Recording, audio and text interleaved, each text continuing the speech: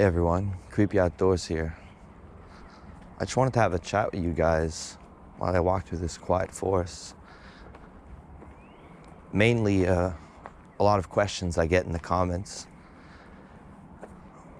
One of the questions I get the most is, why do I do this? Why do I make videos like this, going in the dark, the paranormal, camping by myself? And I guess there's two answers to that question. Is basically fear and fascination. I've always been scared of the paranormal, of being alone in a forest by myself. But at the same time, I've always had this deep fascination for it.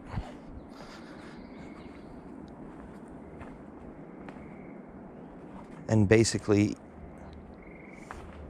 I wanted to make a channel that would basically just face these fears.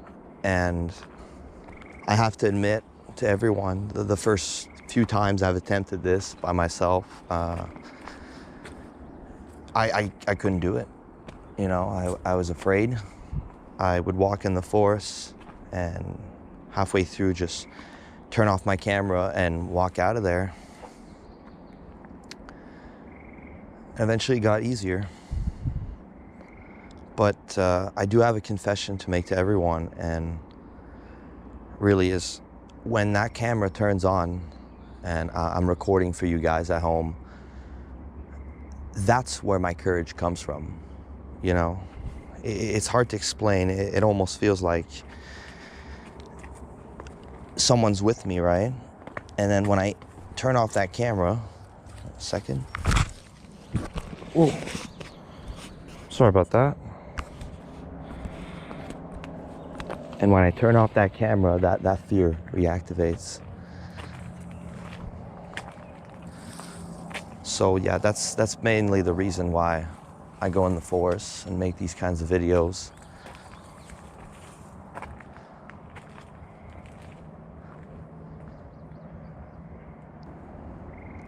Another question I get a lot in the comments is, do you believe in God, or do you carry? Things of that sort when I go out there. And the answer is yes, I believe in God. I believe God gives us strength. It gives us a protection from the darkness, you can say. I never go out there and do what I do without praying to God and asking for Him to protect me. And I recommend to everyone that is going to contact the paranormal, or go in haunted sites, or even go in places where sightings have been seen, to definitely arm yourself, of course, physically, but also spiritually as well. It's very... A lot of the questions I get often in the comments is, what's the scariest thing you've ever seen in the woods or by yourself? And when I think about that, a lot of things comes to mind, but one really stands out.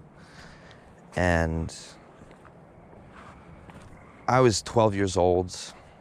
I was going into this survival camp, basically 3-week-long camp, and you camp, obviously, and you do canoe camping, expeditions on foot. And at the end of those 3 weeks, basically we had to go by ourselves and make our own shelter with very limited amount of food, water, and limited amount of daylight, of course.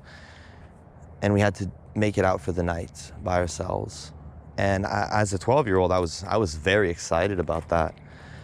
I built my shelter. I basically just built this teepee around this tree, and I made a nice little fire, and I covered it all with a bunch of pines. It was great. And then eventually the sun came down, and at that moment, I haven't considered the fear, right? Because it was the first time as a young boy being out there in the wilderness. And as the sun was setting, that fear really started creeping in. And, you know, you make a big fire. It's really dark out there. Eventually, you're starting to want to fall asleep. So what I did is, and that wasn't very smart, but I kept the fire going pretty high. And I crawled into my little teepee. And at that point, the pines that I've put up on the teepee, a lot of it has fallen down, so I could kind of like see through the cracks, and I can definitely see the forest around me because the fire was lightening it, and yeah, basically I fell asleep, and I remember waking up that night, and through that hole that I was explaining from the pines falling, I could see a face, and it startled me. But I was very sleepy. It was almost like a dream. I was very sleepy, and it startled me. But what really creeped me out about this is it didn't startle me enough to get me up and freaking out. And I think one of the reasons why is because I recognized the face, and it was one of the boys that was in the same camp. And then, you know, I kind of saw him, and I said hello. He didn't answer back. And as a child, I don't know why I didn't freak out. I just fell back asleep. And the next morning I woke up, and you know, I figured, okay, maybe he's made his way to my camp or something. Nothing happened, right?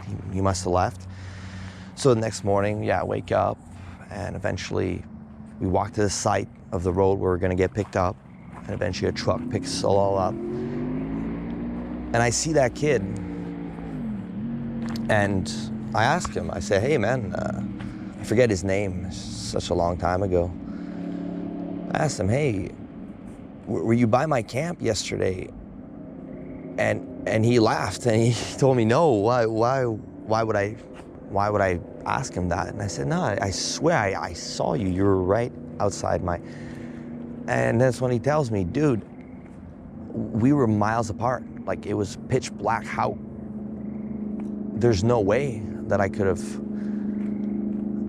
And at that point, it really dawned on me that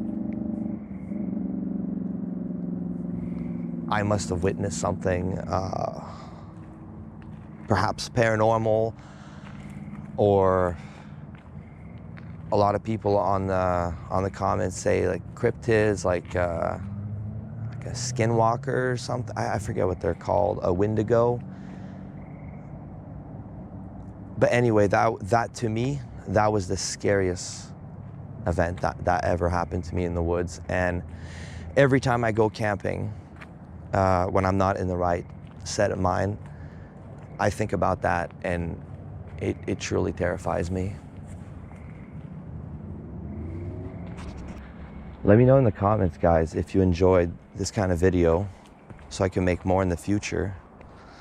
And while you're at it, I'd like you to write your own experiences that you've had, the scariest ones, and maybe we can review those on a next video or something. But anyway, as you can see, it's getting dark in this forest, and I don't have my flashlight. So I will say thank you for watching my video, guys, and I'll see you in the next one. Bye.